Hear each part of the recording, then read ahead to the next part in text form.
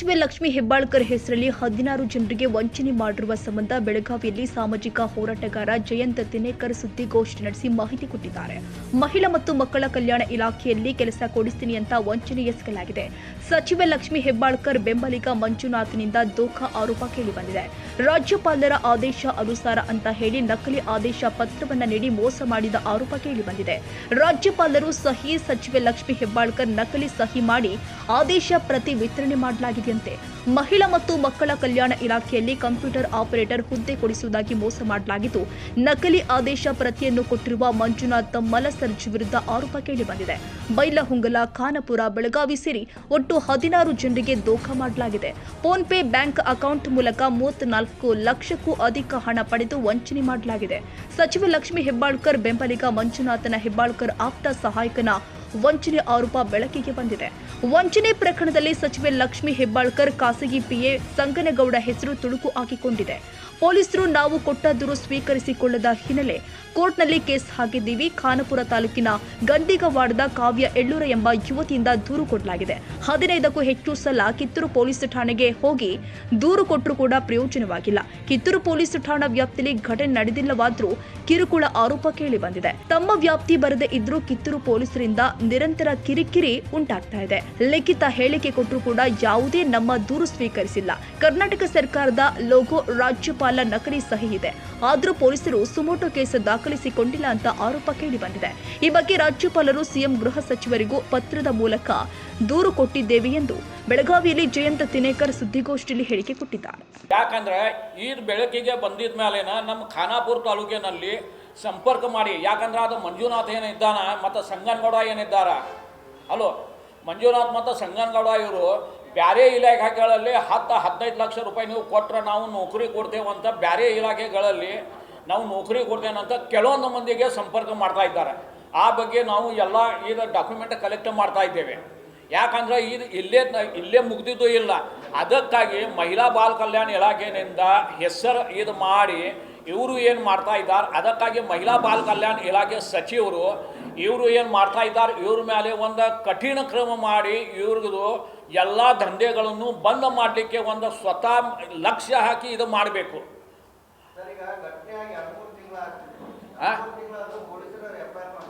ಹಾಂ, ಕರೆಕ್ಟ್. ಇಲ್ಲ, ಪೊಲೀಸರ ಮೇಲೆ ಪ್ರೆಷರ್ ಇದೆ. ಇದು FIR ದಾಖಲು ಮಾಡಬಾರ್ದು. ಯಾಕಂದ್ರೆ FIR ದಾಖಲು ಮಾಡಿದ ಮೇಲೆ ಇವರು ಏನಿದ್ದಾರೆ ಇವ್ರದ್ದು ದಂಧೆ ಬಂದ್ ಆಗ್ತಿದೆ ಅಂತ ಅವ್ರಿಗೆ ಇದೈತಿ. ಇದಕ್ಕಾಗಿ ಕಾವ್ಯ ಎಳ್ಳೂರು ಇರ್ಬೋದು, ಆ ಮಂದಿ ಐತಿ, ಅವ್ರ ಮೇಲೆ ಈಗಾಗಲೇ FIR number 113 Kittur police station 2025 FIR ದಾಖಲು ಮಾಡಿದ್ದಾರೆ. ಅದರಲ್ಲಿ ಈಗ ಚಾರ್ಜ್ ಶೀಟ್ ಏನಾಗೋದು ಇದೆ. ಚಾರ್ಜ್ ಶೀಟ್ನಲ್ಲಿ ಕನಿಷ್ಠ 10 ಅಥವಾ 15 ಮಂದಿಗಳಿಂದ ನಮ್ಮದು ದುಡ್ಡು ನಮಗೆ ಸಿಕ್ಕಿದೆ, 75% ನನ್ನ ಅಕೌಂಟ್ಗೆ ಮಾಡಿದ್ದಾರೆ ಮತ್ತು 25% ನನಗೆ ಕ್ಯಾಶ್ ಸಿಕ್ಕಿದೆ ಅಂತ ಹೇಳಿದ್ದಾರೆ. 25% ಕ್ಯಾಶ್ ಏನು ಸಿಕ್ಕಿದೆ, ಅದು ದುಡ್ಡು ಆ ವಕೀಲ ಮತ್ತು ಪೊಲೀಸರು ತಿಂದಿರ್ಬೇಕಂತ ನನ್ನ ಸಂಶಯ ಇದೆ. ಯಾಕಂದ್ರೆ ಕ್ಯಾಶ್ ಯಾರಿಗೆ ಸಿಕ್ಕಿಲ್ಲ ಮತ್ತು ಕ್ಯಾಶ್ ಸಿಕ್ಕೈತೆ ಅಂತ ಯಾರು ಮಂದಿ ಬರೆದು ಕೊಟ್ಟಿದ್ದಾರೆ ಬಾಂಡ್ ಮೇಲೆ, ಅವ್ರದ್ದು ನಾರ್ಕೋ ಅನಾಲಿಸಿಸ್ ಮಾಡಿದ್ರೆ ಆ ದುಡ್ಡು ಯಾರು ತಿಂದಾರ ಗೊತ್ತಾಗ್ತದೆ. ಎಲ್ಲರ ಗಮನಕ್ಕೆ ತಂದೇವೆ. CM ಸಿದ್ದರಾಮಯ್ಯ ಸೇರಿ IG, DG ಎಲ್ಲರಿಗೆ ಈ ಬಗ್ಗೆ ಈ ಪತ್ರ ಬರೆದು ತಿಳಿಸಿದ್ದೇವೆ. ಆದರೆ ಯಾವುದೋ ಕಾನೂನುಬದ್ಧ ಕ್ರಮ ಆಗ್ತಾ ಇಲ್ಲ. ಯಾಕಂದ್ರೆ ಇದರಲ್ಲಿ ಖರೆ ಅಂದ್ರೆ ಗವರ್ಮೆಂಟ್ FIR ಮಾಡಬೇಕಾಗಿತ್ತು, ಪೊಲೀಸರು ಸುಮೋಟೋ ಆ್ಯಕ್ಷನ್ ತಗೊಳ್ಬೇಕಾಗಿತ್ತು. ಇವತ್ತುವರೆಗೆ ಪೊಲೀಸರು ಮಲಗಿದ್ದಾರೆ. ಈ ಬಗ್ಗೆ ಗವರ್ಮೆಂಟ್ ಮಲಗಿದ್ದೈತಿ. ಯಾಕಂದ್ರೆ ಗವರ್ಮೆಂಟ್ದು ಲೋಗೋ ಇರ್ಬೋದು, ಗವರ್ಮೆಂಟ್ ರಾಜ್ಯಪಾಲ ಹೆಸರು ಇರ್ಬೋದು, ಗವರ್ಮೆಂಟ್ ಇಲಾಖೆಯ ಹೆಸರು ಇರ್ಬೋದು, ಇದು ಬಳಸಿ ಅಮಾಯಕ ಯುವಕ ಯುವತಿಯರಿಗೆ ಏನು ಮಾಡ್ತಾ ಇದ್ದಾರೆ, ಈ ಬಗ್ಗೆ ಒಂದು ಕರ್ನಾಟಕ ಗವರ್ಮೆಂಟ್ ಅವ್ರದ್ದು ಸಂಬಂಧಪಟ್ಟ ಮಂತ್ರಿಗಳು ಈ ಬಗ್ಗೆ ಒಂದು ಕಾರ್ಯವಾಹಿ ಮಾಡಬೇಕು ಅಂತ ನಮ್ಮ ಬೇಡಿಕೆ ಇದೆ. ಅದು ಏನು ಸಂಬಂಧ ಇದೆ ನಮಗೆ ಗೊತ್ತಿಲ್ಲ. ಆದರೆ ಆ ಸಂಗನಗೌಡ ಏನೈತಿ, ಸಂಗನಗೌಡ ಅದು ನೆಟ್ ಮೇಲೆ ಎಲ್ಲ ನಾವು ಫೋಟೋ ನೋಡಿದ್ರೆ ಭಾಳ ಹೆಚ್ಚು ಮತ್ತು ಹತ್ತಿರದ ಸಂಬಂಧ ಇರ್ಬೋದು ಅಂತ ಕಾಣ್ತಾ ಇದೆ. ಯಾಕಂದ್ರೆ 1-2 ಫೋಟೋ ಹಾಗೆ ನಾವು ಯಾವುದೋ ಒಂದು ಸಮಾರಂಭದಲ್ಲಿ ನಾವು ಇದ್ದೇವೆ ತಗೊಂಡಾರ, ನಮಗೆ ಯಾರು ಗೊತ್ತಿಲ್ಲ ಅಂತ ಒಂದು ಅನ್ನಿಸ್ತಿದೆ. ಆದರೆ ಒಂದು ಅದು ಫೋಟೋ ಎಲ್ಲ ನೋಡಿದ್ರೆ ಅದು ಹತ್ತಿರದ್ದು ಏನಿಲ್ಲ ಸಂಬಂಧ ಇರ್ಬೋದು ಅಂತ ನಮಗೆ ಕಾಣ್ತಾ ಇದೆ.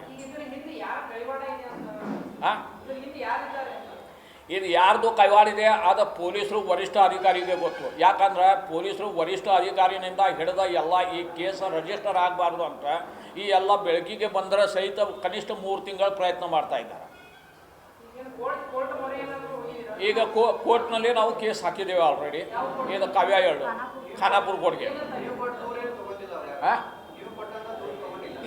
ಇಲ್ಲ ಇಲ್ಲ ಇಲ್ಲ ಹಾಂ. ಈಗಾಗಲೇ ನಿಮಗೆ ಹೇಳೋದು ನನಗೆ ಆಶ್ಚರ್ಯ ಆಗ್ತಿದೆ. ಕನಿಷ್ಠ 4 ಸರಿ ಕಾವ್ಯ ಎಳ್ಳೂರು ಕಿತ್ತೂರು ಪೊಲೀಸ್ ಸ್ಟೇಷನ್ಗೆ ಬ್ಯಾಂಕ್ ಸ್ಟೇಟ್ಮೆಂಟ್ ಸಹಿತ ಎಲ್ಲ ಕೊಟ್ಟಿದ್ದಾರೆ. ಅಂದರೆ ಈಗ ನನ್ನ ಅಕೌಂಟ್ಗೆ, ಯಾಕಂದ್ರೆ ಮಂಜುನಾಥ ಮಲ್ಸರ್ಗೆ ನನ್ನ ಹೆಸರು ಹೇಳಿ 12 ಮಂದಿಗೆ ನನ್ನ ಅಕೌಂಟ್ಗೆ ದುಡ್ಡು ಹಾಕು, ಅದೇ ಅಕೌಂಟ್ ಇವ್ರದ್ದು ಅಕೌಂಟ್ಗೆ ದುಡ್ಡು ಹಾಕಿದ ಮೇಲೆ ಮಂಜುನಾಥ ಅಕೌಂಟ್ಗೆ ಟ್ರಾನ್ಸ್ಫರ್ ಮಾಡೋದು, ಅದು ಎಲ್ಲ ಹೇಳಿ ಬ್ಯಾಂಕ್ ಸ್ಟೇಟ್ಮೆಂಟ್ ಕಿತ್ತೂರು ಪೊಲೀಸ್ ಸ್ಟೇಷನ್ಗೆ ಕನಿಷ್ಠ ಹಿಂದಿನ 4 ತಿಂಗಳಲ್ಲಿ 4-5 ಬಾರಿ ಕೊಟ್ಟಿದ್ದಾರೆ. ಆದ್ರೆ ಮತ್ತೆ ಇವತ್ತು ನೋಟಿಸ್ ಕೊಟ್ಟಿದ್ದಾರೆ ಕಿತ್ತೂರು ಪೊಲೀಸ್. ಇವತ್ತೇ 7 ದಿವಸಗಳಲ್ಲಿ ನೀವು ನಿಮ್ಮ ಕಡೆ ಏನಿದ್ದು ಬ್ಯಾಂಕ್ ಸ್ಟೇಟ್ಮೆಂಟ್ ನನಗೆ ಮತ್ತೆ ಕೊಡಬೇಕು ಅಂತ. ಆ ನೋಟಿಸ್ ಸಹ 7 ದಿವಸ ಅಂತ ಕೊಟ್ಟಿದ ಮೇಲೆ 5 ತಾರೀಕು ನೋಟಿಸ್ ಇದೆ, 5 ಆಗಸ್ಟದು ನೋಟಿಸ್ ಇದೆ, ಇವತ್ತು ತಾರೀಕು 12 ಇದೆ. ಕಿತ್ತೂರು ಪೊಲೀಸ್ನವರು ಇವತ್ತು 12 ತಾರೀಕಿಗೆ ನೋಟಿಸ್ ಕೊಡ್ತಾರೆ, 5 ತಾರೀಕು 7 ದಿವಸ ಒಳಗೆ ಕೊಡಬೇಕಂತ. ಅಂದ್ರೆ ಅದು ತಾರೀಕು ಪ್ರಕಾರ ನೋಡಿದ್ರೆ ಇದು ಇವತ್ತು 7 ದಿವಸ ಮುಗಿತಿದೆ, ಆದರೆ ಇವತ್ತು ಕೊಡ್ತಾರೆ ನೋಟಿಸ್. ಅಂದ್ರೆ ಯಾವುದು ಇದು ನೋಡಕ್ಕೆ ಹೋದರೆ ಈ ಮುಚ್ಚುವ ಪ್ರಯತ್ನ ಹೆಚ್ಚು ನಡೀತಾ ಇದೆ. ಅದು ಇದೇ ಏನು ಇಲ್ಲ. ಯಾಕಂದ್ರೆ ಮೇಡಮ್ ಸ್ವತಃ ಅಂದ್ರೆ ಅವರು ಇದು ಮಾಡಿದ್ದಾರೆ. ಯಾಕಂದ್ರೆ ನಾನು ಮೇಡಮ್ ಮೇಲೆ ಡೈರೆಕ್ಟಾಗಿ ಏನು ಇದು ಮಾಡೋದು ಇದು ಅವಶ್ಯಕತೆ ಇಲ್ಲ. ಯಾಕಂದ್ರೆ ಮೇಡಮ್ ಈಗಾಗಲೇ ಒಂದು ವಿಡಿಯೋ ಮುಖಾಂತರ ಇರ್ಬೋದು ಅಥವಾ ಇದು ಇರ್ಬೋದು, ನಾನು ಕಂಪ್ಲೇಂಟ್ ಕೊಟ್ಟಿದ್ದೇನೆ ಅಂತ ಹೇಳಿದ್ದಾರೆ. ಅವರು ಕಂಪ್ಲೇಂಟ್ ಕೊಟ್ಟಿದ್ದಾರೆ ಅಂತ ಹೇಳಿದರೆ, ಖರೇನೇ ಕಂಪ್ಲೇಂಟ್ ಕೊಟ್ಟಿದ್ರೆ ಅವ್ರದ್ದು ಕೈವಾಡ ಇಲ್ಲ 100%. ಆದರೆ ಇದು ಎಲ್ಲ ಬೆಳಕಿಗೆ ಬಂದಿದ್ದ ಮೇಲೇನು ಎಲ್ಲ ಮಂದಿಗೆ ಗೊತ್ತಿದ್ದು ವಿಷಯ ಇದ್ರ ಸಹಿತ ಇವತ್ತುವರೆಗೆ ಮಹಿಳಾ ಬಾಲ ಕಲ್ಯಾಣ ಇಲಾಖೆಯಿಂದ ಇದ್ರ ಮೇಲೆ ಕ್ರಮ ತಗೊಳ್ಳಿಕ್ಕೆ ಯಾವುದು ಇದು ಆಗ್ತಾ ಇಲ್ಲ, ಕ್ರಮ ಆಗ್ತಾ ಇಲ್ಲ ಅಂತ ನೋಡಿದ್ರೆ ಯಾರು ಇದರ ಹಿಂದೆ ಒಂದು ದೊಡ್ಡ ಮಂದಿ ಇದೆ ಇದು ಕಾಣ್ತಾ ಇದೆ. ಬಂದಿದ್ದು ಇದು ಕಾವ್ಯ ಮೇಲೇನ ಭಾಳ ಸರಿ ಪ್ರೆಷರ್ ಹಾಕೋದು ಪ್ರಯತ್ನ ಮಾಡಿದ್ರು ಪೊಲೀಸರು, ಕಿತ್ತೂರು ಪೊಲೀಸ್ನಿಂದ ಆಗ್ಬೋದು. ನಾವು ಕಿತ್ತೂರು ಪೊಲೀಸ್ ಸ್ಟೇಷನ್ಗೆ ಕಾವ್ಯ ಎಳ್ಳೂರು ಹೇಳೋದು ಕಾರಣ ಏನು, ನಮ್ಮದು ನಾನು ಇರೋದು ಗಂದಿಗ್ವಾಡ್, ನಾನು ದುಡ್ಡು ಕೊಟ್ಟಿರುವ ಗಂದಿಗ್ವಾಡ್ನಲ್ಲಿ, ಅದಕ್ಕಾಗಿ ನಮ್ಮ ಕೇಸ್ ಕಿತ್ತೂರು ಪೊಲೀಸ್ ಸ್ಟೇಷನ್ಗೆ ಸಂಬಂಧಪಟ್ಟ ಇಲ್ಲ, ನಾನು ನಂದಗಡ ಪೊಲೀಸ್ ಸ್ಟೇಷನ್ಗೆ ಕೇಸ್ ಮಾಡ್ತೇನೆ ಅಂತ ಹೇಳಿದ ಮೇಲೆ, ಇಲ್ಲ ನಿಮ್ಮದು ಕಿತ್ತೂರು ಪೊಲೀಸ್ ಸ್ಟೇಷನ್ನಲ್ಲಿನ ಎಲ್ಲ ಎಂಕ್ವೈರಿ ಆಗಬೇಕು, ನಂದಗಡ ಪೊಲೀಸ್ ಸ್ಟೇಷನ್ಗೆ ನಡೆಯಂಗಿಲ್ಲ ಅಂತ ಹೇಳಿದ ಮೇಲೆ ನಂದಗಡ ಪೊಲೀಸ್ ಸ್ಟೇಷನ್ಗೆ ಹೋಗಿದ ಮೇಲೆ ನಂದಗಡ ಪೊಲೀಸ್ನವರು ಕಿತ್ತೂರು ಪೊಲೀಸ್ ಸ್ಟೇಷನ್ಗೆ ಸಂಪರ್ಕ ಮಾಡಿ ಮತ್ತು ಅವರು ಅದೇ ಹೇಳ್ತಾ ಇದ್ದಾರೆ. ಅದಕ್ಕಾಗಿ ಈಗ ಕಾವ್ಯ ಎಳ್ಳೂರು ಇವರು ನ್ಯಾಯಾಲಯದಲ್ಲಿ ಆಲ್ರೆಡಿ ಈಗ ದೂರು ದಾಖಲು ಮಾಡಿದ್ದಾರೆ. ಯಾಕಂದರೆ ಇದು ಕಿತ್ತೂರು ಪೊಲೀಸ್ ಸ್ಟೇಷನ್ಗೆ ಸಂಬಂಧಪಟ್ಟಿಲ್ಲ, ನಂದಗಡ ಪೊಲೀಸ್ನವರು ಈ ಕೇಸ್ ದಾಖಲು ಮಾಡಲಿಕ್ಕೆ ತಯಾರಿಲ್ಲ. ಅದಕ್ಕಾಗಿ ಈಗ ಇದ್ದಿದ್ದು ಪ್ರಶ್ನೆ ಏನೈತಿ, ಕಾವ್ಯ ಎಳ್ಳೂರು ಇದು ಕೇಸ್ನಲ್ಲಿ ಪೊಲೀಸರು ಎಷ್ಟು ದಬಾವ್ ಹಾಕಿದ್ರೆ ಕೇಸ್ ಹಿಂದೆ ತಗೊಳ್ಳಿಕ್ಕೆ ತಯಾರಿಲ್ಲ. ಅದಕ್ಕಾಗಿ ಆಕೆ ಮೇಲೆ ಪ್ರೆಷರ್ ಹಾಕೋದು ಪ್ರಯತ್ನ ಹೆಚ್ಚು ನಡೀತಾ ಇದೆ.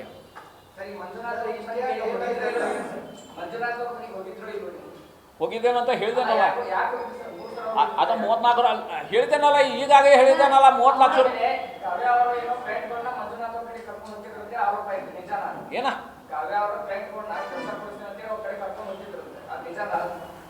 ಇಲ್ಲ ಇಲ್ಲ ಸರ್, ನನ್ನ ಕಡೆ ಎಲ್ಲ ಡಾಕ್ಯುಮೆಂಟ್ಸ್ ಇದೆ. ನಾ ಹಂಗಿದ್ರೆ ಇಲ್ಲಿ ತನಕ ಬರ್ತಿರ್ತಿಲ್ಲ. ಅವರ ಕಾಲ್ ಮಾಡಿದ್ರು ನಮಗೆ, ಇಲ್ಲ ಇದನ್ನ ಪೊಲೀಸ್ ಸ್ಟೇಷನ್ನಾಗ ಮುಗಿಸ್ಬೋದು ಬೇಡ, ಪೊಲೀಸರನ್ನ ನಮ್ಗೆ ದಬ್ಬಾಳಿಕೆ ಮಾಡ್ತಾರೆ, ನೀನು ಮನೆಗೆ ಬರ್ರಿ ಕುಂತು ಮಾತಾಡಿ ಬಗೆಹರ್ಸೋಣ ಅಂತ. ಅವ್ರು ವಿಡಿಯೋನೂ ಇದಾವೆ ನಮ್ಮ ಕಡೆ. ನಮ್ದು ಮೇಡಮ್ನ ಆಫೀಸ್ನಲ್ಲಿ ಕಾಲ್ ಸೆಂಟರ್ ಅಂತ ಇತ್ತು. ನನ್ನ ಫ್ರೆಂಡ್ಸ್ ಎಲ್ಲ ಕಾಲ್ ಸೆಂಟರ್ದಲ್ಲಿ ಹೋಗೋಣ ಅಲ್ಲಿ ಕೇಳೋಣ ಅಂತ ಹೋದ್ವಿ. ಮಂಜುನಾಥ್ ಅನ್ನೋದು ಎಲ್ಲ ಇದ್ರು, ಅವರೇ ಒಂದು ಗ್ರೂಪ್ ಮಾಡಿದ್ದಾರೆ ನಮ್ಮಲ್ಲಿ ಕಾಲ್ ಸೆಂಟರ್ದಂತ MP ಎಲೆಕ್ಷನ್ ಟೈಮ್ದಲ್ಲಿ. ಅವಾಗ ಅವರೇ ಎಲ್ಲರಿಗೂ ಕಾಲ್ ಮಾಡಿ, ಇಲ್ಲ ನಾವು ಗೌರ್ಮೆಂಟ್ ಜಾಬ್ ಕೊಡಿಸ್ತೀನಿ, ನೀವು ದುಡ್ಡು ಇಷ್ಟು ದುಡ್ಡು ಕೊಡಿ, ನಾವು ಮಾಡಿಸ್ಕೊಡ್ತೇವೆ ಅಂತಂದ್ರು. ನಾವು ಇದನ್ನು ಮಾಡಲಿಲ್ಲ ಸರ್, ನಾವು BR ಲಿಸ್ಟ್ ಒಳಗೆ ನನ್ನ ಹೆಸರು ಕುಂತಿತ್ತು, ಆದರೆ ಕಾಲೇಜ್ ಹೆಸರನ್ನ ಬಂದಿಲ್ಲ. ವೇಟ್ ಮಾಡಿ ಆಯ್ತು ನೋಡೋಣ ಸರಿ ಅಂತ ಅವರೇ ಕಾಲ್ ಮಾಡೋಕತ್ತ ನಮಗೆ. ಆಯ್ತು ಸರಿ ಅಂತ ನಮ್ಮ ಅಮ್ಮಂದ್ರು ಎಲ್ಲ ಕೇಳ್ಕೊಂಡು ನಮ್ಮ ಅಮ್ಮನ ಕರ್ಕೊಂಡ್ವಿ, ನಾವು ಭೇಟಿ ಹಾಕೊಂಡು ಬಂದಿದ್ವಿ. ಅವರಿಂದ ಫಾರ್ಮೇಟ ತೋರಿಸಿದ್ವಿ ಮೇಡಮ್ ಆಫೀಸ್ ಒಳಗಿಂದ, ಇಲ್ಲ ಹಿಂಗಿಂತ ಗೌರ್ಮೆಂಟ್ ನೌಕರಿ ಕೊಡ್ಸಾತೀವಿ ನಾವು ಅಂತ. ಆವಾಗ ನಮ್ಗೆ ನಂಬಿಕೆ ಬರಲಿಲ್ಲ. ಅವರು ಸಂಘಗಳನ್ನ ಕಾಲ್ ಮಾಡಿಕೊಟ್ರು, ಇಲ್ಲ ನಾವು ಗೌರ್ಮೆಂಟ್ ನೌಕರಿ ಕೊಡಿಸ್ತೀವಿ, ಬೇಕಾದ್ರೆ ನಿಮ್ಗೆ ವೇಳೆ ಒಳಗೆ ಆಗಲಿಲ್ಲ ಅಂದ್ರೆ ನೀವು ಅಮೌಂಟ್ ನಿಮ್ಗೆ ವಾಪಸ್ ಕೊಡ್ತೇವೆ ಅಂತ ಹೇಳಿದ್ರು. ಅದೆಲ್ಲ ಪ್ರೂಫ್ ಇದೆ ಸರ್ ನಮ್ಮ ಕಡೆ. ನಮ್ಮ ಕಡೆ 4.5 ಲಕ್ಷ ಸರ್. ಏನು ವಾಪಸ್ ಕೊಟ್ಟಿದಾರ ಅಥವಾ ಏನು? ಇಲ್ಲ ಸರ್ ಕೊಟ್ಟಿಲ್ಲ. ಮತ್ತೆ ಪೊಲೀಸ್ ಸ್ಟೇಷನ್ ಅವ್ರು ಹೇಳ್ತಿದಾರಲ್ಲ ವಾಪಸ್ ಕರೆಸಿ ಕೊಡ್ತಾ ಇದ್ರು, ಮನೆಗೆ ಹೋಗಿದ್ದೀವಿ. ಇಲ್ಲ ಸರ್, ಅವ್ರು ಬರ್ತಾರೆ 75% ಅಷ್ಟೇ ಕೊಡ್ತೀವಿ, 25% ಕೊಡೋಲ್ಲ ಅಂತ. ಕೊಟ್ಟಿದಾರ ಇಲ್ವಾ ಈಗ? ಇಲ್ಲ ಸರ್ ಏನು ದುಡ್ಡು ಕೊಟ್ಟಿಲ್ಲ. ಇಲ್ಲ, ಅವ್ರಂತಾರೆ ಪ್ರೆಷರ್ ಹಾಕರ್ ಸರ್. ಎಲ್ಲ ನಮ್ಮ ಕಡೆ ಡಾಕ್ಯುಮೆಂಟ್ಸ್ನ ಕೊಟ್ಟೇನು ಪೊಲೀಸ್ ಸ್ಟೇಷನ್ಗೆ, ಇಲ್ಲಾಂದ್ರೆ ಒಂದು 15-20 ಬಾರಿ ನಾನು ಸ್ಟೇಷನ್ಗೆ ಹೋಗಿದ್ದೀನಿ ಸರ್. ಅಲ್ಲಿ ಯಾವ ಇದನ್ನು ಇಲ್ಲ. ನಮ್ಮ ಕಡೆ ಎಲ್ಲ ಡಾಕ್ಯುಮೆಂಟ್ಸ್ ಇದ್ದರೆ ನಮ್ದು FIR ಹರಿದಿಲ್ಲ. ಯಾರ ಕಡೆ ಡಾಕ್ಯುಮೆಂಟ್ಸ್ ಇಟ್ಟಿದ್ರೆ FIR ಹೆಂಗೆ ಹರಿದ್ವಿ ಸರ್? ನಮ್ಮದೇ ನಂದಗಡ್ ಸ್ಟೇಷನ್ಗೆ ಹೋದರೆ FIR ತೊಗೊಲಿಲ್ಲ ಇವರು. ಮತ್ತು ಇಲ್ಲಿ ಹೆಂಗೆ ತೊಗೋತಾರೆ ಸರ್ ಇವರು? ಏನು ಜಾಬ್ ಮಾಡ್ತಾರೆ ಅಂತ ಹೇಳಿದ್ರು? ಯಾರು ಸರ್? ಕೆಲಸ ಏನು? ಮೇಡಮ್ ಆಫೀಸ್ನಲ್ಲಿ ಕಂಪ್ಯೂಟರ್ ಆಪರೇಟರ್ ಕೊಡಿಸ್ತಾರೆ, ಮಹಿಳಾ ಮತ್ತು ಮಕ್ಕಳ ಕಲ್ಯಾಣ ಇಲಾಖೆ. ಇಲ್ಲಿ ಬೆಳಗಾವಿಯಲ್ಲಿ? ಹಾಂ, ಬೆಳಗಾವಿ ಶಿವಾಜಿ ನಗರದಲ್ಲಿ. ಈಗ ಎಷ್ಟು ಜನದ ರೊಕ್ಕ ಕೊಟ್ಟರೆ ವಾಪಸ್? ಅದೇನು ಗೊತ್ತಿಲ್ಲ, 12 ಜನ ಕೊಟ್ಟ ಅಂತ ಹೇಳಿದ್ರು ಸರ್. ಈಗ ಎಷ್ಟು ಜನರಿಗೆ ಅವ್ರು ಈ ರೀತಿ ನೌಕರಿ ಕೊಡಿಸ್ತಾರೆ ಅಂತ ಹೇಳಿ ಹೇಳಿದ್ರು, ಮತ್ತೆ ಎಷ್ಟು ಅಮೌಂಟ್? ಈಗ ಬೆಳಕಿಗೆ ಬಂದಿರುವ 16 ಮಂದಿ ಅಷ್ಟೈತಿ. ಬೆಳಕಿಗೆ ಬಂದಿಲ್ಲ ಅಂತ ಭಾಳ ಮಂದಿ, ಸುಮಾರು 200-300ಗಿಂತ ಹೆಚ್ಚು ಇರ್ಬೋದು. ಅಮೌಂಟ್ ಎಷ್ಟು ಇರ್ಬೋದು? ಅದು ಕೊಟ್ಟಂಥ ರೂಪಾಯಿ ಇರ್ಬೋದು. ಯಾಕಂದ್ರೆ ಹಾಂ, ಪೇಪರ್ಗೆ ನೋಡಿ ಇವತ್ತು ಸಹ ನಾ ಏನು ಹೇಳಿದ್ದೇನೆ, ಎಲ್ಲ ಬೆಳಕಿಗೆ ಬಂದಿದ ಮೇಲೆ ಅದೇ ಮಂಜುನಾಥ್, ಅದೇ ಸಂಗನಗೌಡ, ಪಾಠ ಬಂದಾರ ಇಲಾಖೆ ಯಾವುದು ಇಲಾಖೆ ಅದು? ಹಾಂ, ಮಹಿಳಾ ಮತ್ತು ಮಕ್ಕಳ ಕಲ್ಯಾಣ. ಹಾಂ, ಮಹಿಳಾ ಮತ್ತು ಬಾಲ ಕಲ್ಯಾಣ ಇಲಾಖೆ ಮತ್ತು ಇದು ಇಂಜಿನಿಯರಿಂಗ್ ಇಲಾಖೆ, ಇದು ಪಾಠ ಬಂದಾರ ಇಲಾಖೆ ಅಂತೇನು ಮರಾಠಿನಲ್ಲಿ. ಅದರಲ್ಲಿ